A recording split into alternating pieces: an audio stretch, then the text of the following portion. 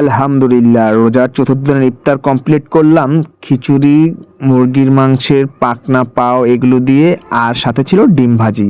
তো একদিকে খিচুড়ি হইতেছিল আর অন্যদিকে আমি সালাদ করতে বসে পড়লাম। আজকে বানাবো মিক্স সালাদ, শসা, টমেটো, পেঁয়াজ কুচি, কাঁচামরিচ কুচি, ধনেপাতা দিয়ে একটা সুন্দর মিক্স সালাদ বানাবো। বিরিয়ানি, খিচুড়ি, পোলাও এগুলোতে কিন্তু সালাদ অনেক বেশি মজা লাগে, আর বিশেষ করে লেবু থাকলে তো আরো বেশি মজা। আর এখন যা লেবুর দাম, কিন্তু আল্লাহর রহমতে আমাদের লেবুর অভাব হয় না। আমাদের গ্রামের বাড়িতে প্রচুর লেবু আছে, সেগুলো নিয়ে আসি আমরা। তো এখন আমি ডিম ভাজি নিব। আজকে আমি ৩টা ডিমকে ফাটিয়ে ৬ পিস করব। শুধু শুধু ৬ জনের জন্য ৬টা ডিম না ভেজে ৩টা ডিমকে একসাথে ফাটিয়ে সুন্দর করে পিস পিস করে ভেজে নিচ্ছি।